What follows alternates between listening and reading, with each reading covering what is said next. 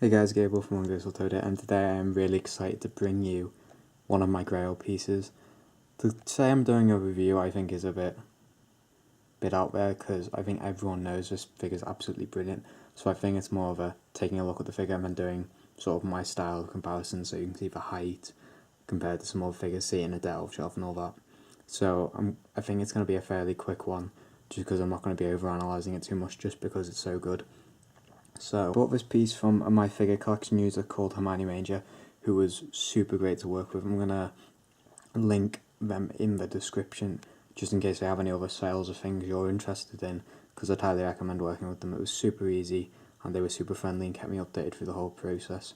So it's obviously an Alta figure, and Alta is considered one of the best companies just as far as quality is concerned, and it's a 1/8 scale, and as you can see here, it was sculpted by Karamoto Ikuma of millimeter modelling for Alta. We have a Gurren Lagann symbol down there, Yoko Littner Gurren Lagann put onto that plastic 1/8 scale, and this big window showing off the beautiful figure. So on this side we have a nice picture and some more text, Yoko Littner Gurren Lagann, and the Gurren Lagann symbol on our Alta logo. Over here we have a slightly different pose, and again the same information. On the back we have another window, the text which has been inverted, a nice touch. And the same information again. Up top, another small window as the window sort of comes up and over, and more of the same text. And just our disclaimers on the bottom. So let's open this up. I'm super excited to take a closer look. at this piece.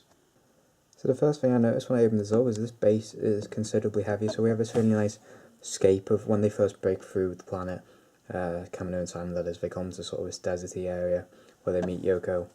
She's part of sort of the anti-Gundam allegiance thing. And this is really nice texture and this, and some really great colours.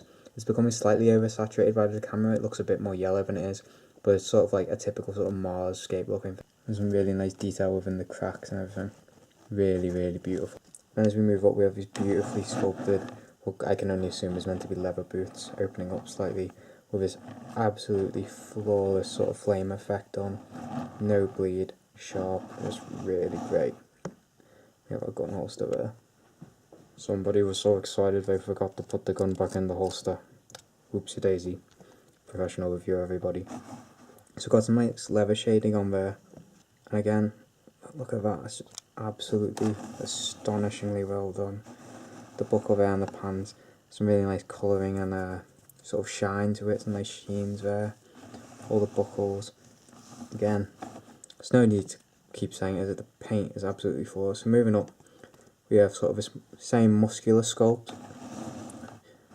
sort of an overdone jaunt to a really nice skin tones there. Moving up again, we have the pattern redone on her brother and her nice neckerchief there. Really great little touch. Her face naturally looks down a bit, so I would recommend displaying her high. Looking down so you can really see her really well done face. So her hair still looks really beautiful.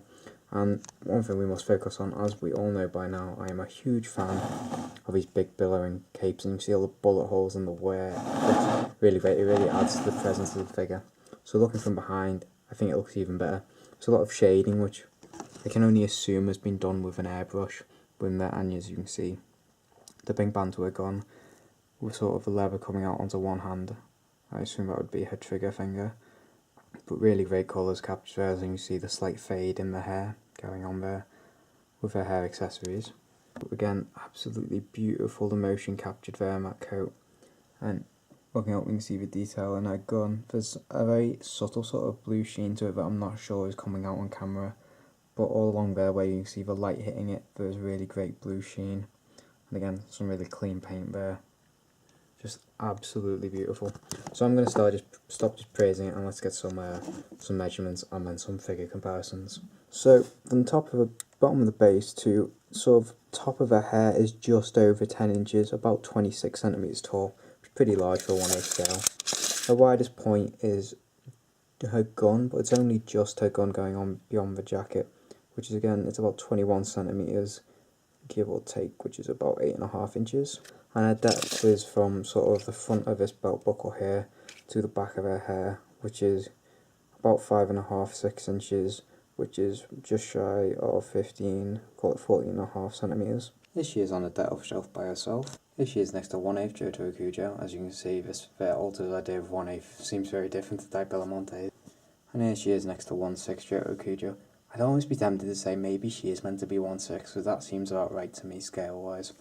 So I'm going to attempt to stop just flapping my mouth saying how much I love this figure, and hopefully you've been able to see from my just quick look over why so many people love Alter as a company and think they are the company to be, but not just that, really believe that this piece is worthy of being so many people's grails. It's currently sort of averaging price sort of between 300 and 350. I picked it up for 250 before postage, and then we had postage and tax on top of that, so I ended up paying about 320 total. And for a bit of PVC, when you can think about what you can get in resin for that, it is expensive, but I don't regret it at all. I think this is the Yoko Littner figure, and compared to some of the others which have got just as high a price tag, I think this piece knocks them out the water. So thank you guys for watching. I'll see you in the next one.